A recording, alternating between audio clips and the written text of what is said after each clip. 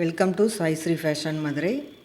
இன்றைக்கி நம்ம பார்க்க போகிறது வந்து இந்த சாரீக்கு அதாவது ப்ளவுஸ் வந்து இந்த சாரியில் இருக்குது. ஆனால் அவங்களுக்கு வந்து பத்தாது. கொஞ்சம் சுற்றளவு வந்து ஜாஸ்தி வரனால, அதாவது உயரமும் பாடி சுற்றளவும் ஜாஸ்தி வர்றதுனால இந்த சாரியிலேருந்து எடுத்தால் பத்தாது.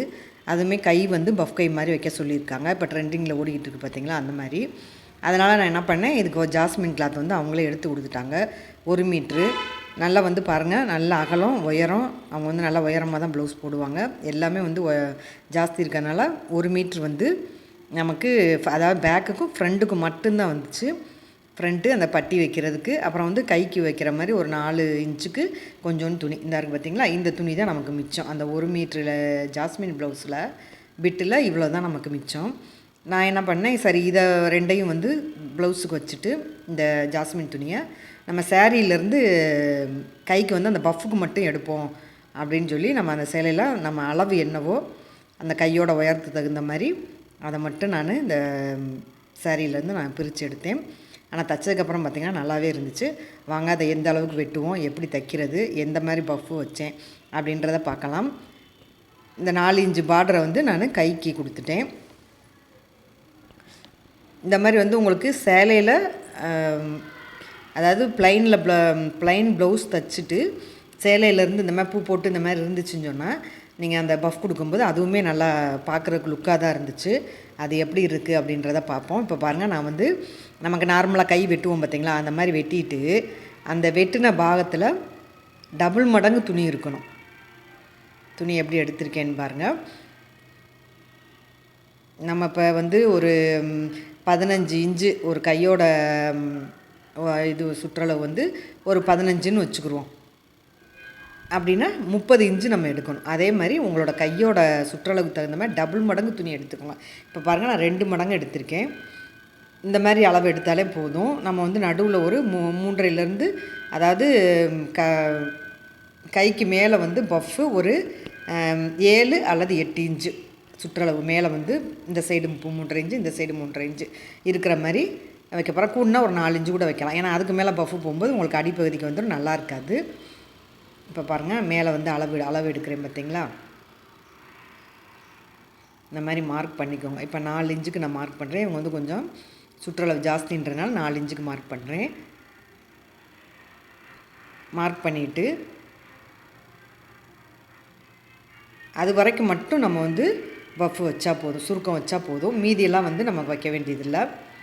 இப்போ பாருங்கள், நேராக வந்து கோடு போட்டுக்கிறேன். இப்போ நம்ம துணியை வந்து சேலை துணியை வந்து 7.25 இன்ச்சு, அதாவது உயரம் வந்து 7.25 இன்ச்சு எடுத்திருக்கேன். மொத்தம் 11 இன்ச்சு அவங்களுக்கு வந்து உயரம், அதனால் வந்து 7.25 எடுத்திருக்கேன். அதாவது 7 இன்ச்சு மேலேங்களையும் தையலுக்கு ஒரு 3/4 இன்ச்சு போக எடுத்திருக்கேன். இப்போது கைக்கு பார்த்திங்கன்னா எனக்கு இந்த கையோட அகலம் வந்து 9.5 இன்ச்சு. அதில் வந்து 4 இன்ச்சுக்கு நம்ம வந்து பஃப் வைக்கிறதுக்காக மார்க் பண்ணணும் இல்லையா. அந்த மார்க் பண்ணது போக வந்து மீதி 5.5 இன்ச்சு இருக்குது பார்த்திங்களா. அந்த 5.5 இன்ச்சை வந்து இந்த சைடில் இப்படி குறிச்சிக்கோங்க.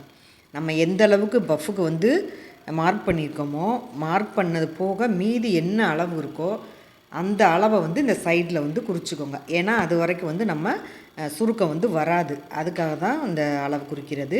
உங்களுக்கு நீங்கள் என்ன ப்ளவுஸை நீங்கள் வந்து கையோட அளவு நீங்கள் எந்த அளவு எடுக்கிறீங்களோ அந்த அளவுக்கு தகுந்த மாதிரி, இப்போ 8.5 இன்ச்சுனா பஃப்புக்கு போக எவ்வளோ மீதி இருக்குது அந்த மாதிரி கணக்கு பண்ணிக்கோங்க. கணக்கு பண்ணிவிட்டு இந்த சைடில் வந்து கரெக்டாக வந்து நான் இப்போ 5.5 இன்ச்சு இருக்கிற மாதிரி 2 பக்கமுமே மார்க் பண்ணிக்கிட்டேன்.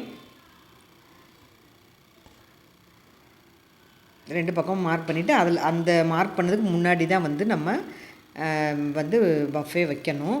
அது மாதிரி சென்ட்ரும் மார்க் பண்ணிக்கோங்க. சென்ட்ரு வந்து முக்கியமானது. ஏன்னா நம்ம இந்த பஃப்பு இந்த ஸ்லீவ் வந்து இந்த சைடு பாதி அந்த சைடு பாதி அப்படி தான் நம்ம சுருக்க வைக்க போகிறோம். அதனால் கண்டிப்பாக வந்து சென்ட்ரும் நமக்கு முக்கியமானது. இந்த மாதிரி சென்டரையும் மார்க் பண்ணிக்கோங்க. மார்க் பண்ணிவிட்டு நான் எப்படி வந்து சுருக்க வைக்கிறேன் அப்படின்றத பார்ப்போம். அந்த சென்டரை வந்து மேலே அளவு பார்த்துருக்கோம் பார்த்திங்களா, மேலேருந்தே வந்து ஒரு கோடு போட்டு எடுத்துக்கோங்க. அப்போ தான் நம்ம மடிப்பு வைக்கும்போது கரெக்டாக வந்து எப்படி வச்சுருக்கோம், கரெக்டாக நேராக வச்சுருக்கோமான்றது தெரியும். அதுக்காக தான். அதே மாதிரி அந்த சைடு கீழேயும் அதே மாதிரியே நீங்கள் வந்து மார்க் பண்ணி வச்சுக்கோங்க.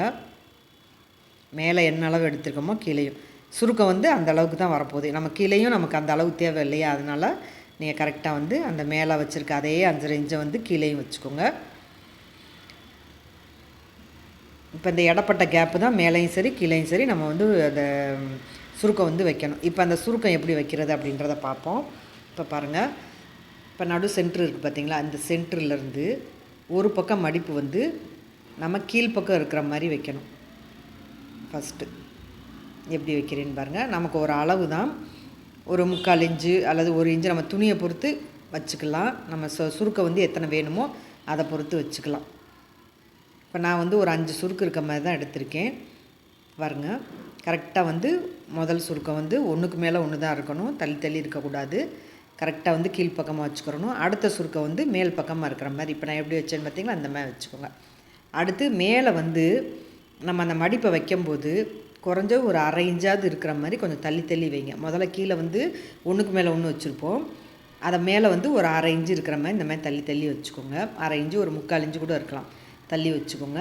பாருங்கள், அப்படி ஒவ்வொரு மடிப்பும் வைக்கும்போது நம்ம கீழே இருக்க அந்த மடிப்பு இருக்குது பார்த்திங்களா, சேர்த்து வச்ச மாதிரி அதை வந்து சரி பண்ணி இறுக்கமாக பிடிச்சிக்கிட்டு நீங்கள் எடுத்தீங்கன்னு சொன்னால் உங்களுக்கு இந்த மாதிரி சுருக்கமே இல்லாமல் கரெக்டாக வந்து ஈஸியாக நீங்கள் அந்த மடிப்பை வச்சிடலாம்.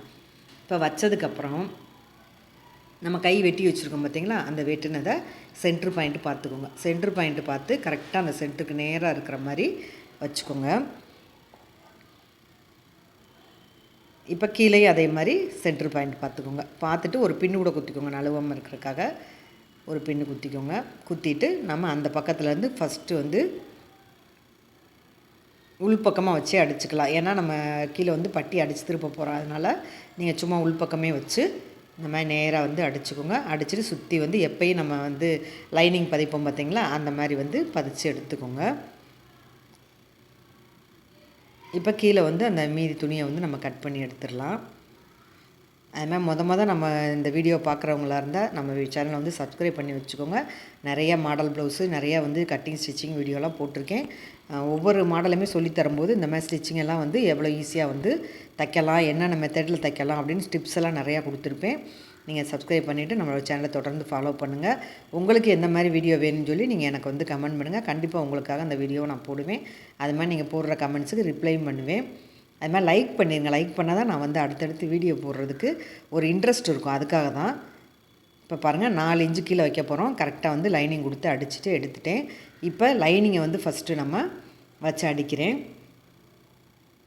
இந்த மாதிரி வந்து துணி பத்தலைன்னா வந்து நம்ம சேலை மாதிரி இந்த மாதிரி, அதாவது பூவு வந்து காமனாக ப்ளைனாக இல்லாமல் காம பூ இருக்கிற மாதிரி இருந்து நம்ம வந்து சட்டை வந்து ப்ளைனாக இருந்துச்சுன்னா அதுவும் ஒரு லுக்கு தான். இப்போ தச்சு முடிச்சதுக்கப்புறம் பாருங்கள், நல்லாவே இருந்துச்சு.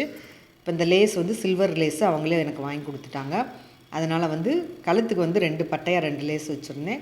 கைக்கு வந்து நான் கீழ்ப்பக்கமாக ஒரே மாதிரி கீழே வச்சோம்னா அடைச்சிக்கிட்டு இருக்கும், அதனால் வந்து மேலே வந்து ப்ளைனாக இருக்குன்றதுனால நான் வந்து அந்த லேஸை 2 பிரிவாக கீழே ஒரு லேஸும் மேலே வந்து ஒரு லேஸையும் வச்சு அடிச்சுக்கிட்டேன். இந்த மாதிரி லேஸ் வச்சு அடித்ததுக்கப்புறம் நல்லா இருந்துச்சு.